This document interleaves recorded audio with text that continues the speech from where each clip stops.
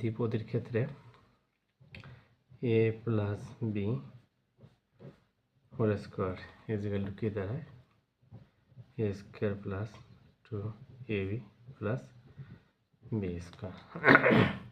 তাহলে এখানে কয়টা পদ আছে? একটা, দুটা, তিনটা। তাহলে এর মোট পদ সংখ্যা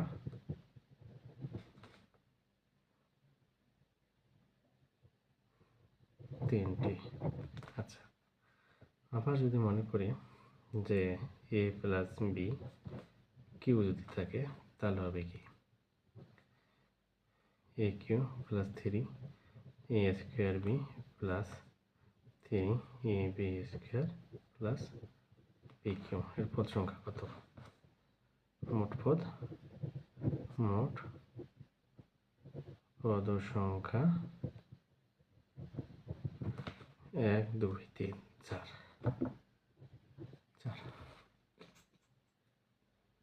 আচ্ছা, এখন বিষয়টা হচ্ছে এখানে স্কোয়ার থাকলে হচ্ছে 2টি 3টি, আর কিউ থাকলে হচ্ছে 4টি। এটা হচ্ছে দ্বিপদীর ক্ষেত্রে, দুটো পদের ক্ষেত্রে, দ্বিপদী এগুলোর ক্ষেত্রে। আচ্ছা, তাহলে আমরা যদি বলি a plus b to the power 4 যদি হয় তাহলে পদ সংখ্যা হবে কত? পদ সংখ্যা কয়টা হবে? নিশ্চয়ই বুঝতে পারছেন, তাহলে 5টা হবে। একই। আরেকটা যদি বলা হয় যদি a plus b to the power, তাহলে এর পদ সংখ্যা কত হবে? তাহলে n প্লাস 1, অর্থাৎ যা পাওয়ার থাকবে দ্বিপদীর ক্ষেত্রে, যা পাওয়ার থাকবে তার থেকে কত হবে? একটি বেশি হবে। ঠিক আছে। এখন যদি আমি বলি যে এখানে a plus b plus c, এটার উপরে আমি দিলাম পদ, ধরলাম স্কোয়ার, তাহলে কি হবে? তাহলে কয়টি পদ? 3টির উপর ক্ষেত্রে করে দেখি এ স্কোয়ার প্লাস, ধরে নিলাম এভাবে একটু করে ধরে নিই, একটু করে, যে এই জায়গায় একটা দুটো অংশ ধরে নিলাম, দ্বিপদী ধরে নিলাম, তাহলে একটাই একটা, ঠিক আছে না? তাহলে এটা একটা অংশ, এটা একটা অংশ, এই অবস্থা। তাহলে ধরলাম হচ্ছে এ স্কোয়ার, তারপর 2 ইন্টু এ ইন্টু কি হবে এ প্লাস বি প্লাস সি,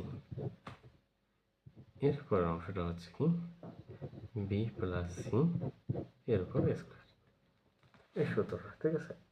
তাহলে এখানে একটু দেখে নিই, এটাই একটা পদ, তাই না? এখানে একটা পদ, ঠিক আছে। এই জায়গায় কয়টা পদ হবে? এখানে এটার সাথে এটা গুণ করলে একটা, এটার সঙ্গে এটা গুণ করলে একটা, অর্থাৎ এখানে যেহেতু দুটো পদ আছে এটা কিন্তু দুটাই হবে। তাহলে এই জায়গা থেকে আমরা পাইলাম দুটা পদ। এখানে কয়টা পদ হবে?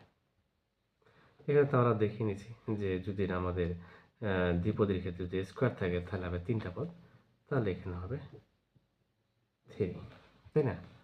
3, তাহলে হচ্ছে কি 3 2 5 6, তাহলে মোট পদ সংখ্যা হচ্ছে 6টি। এক্ষেত্রে 6টি।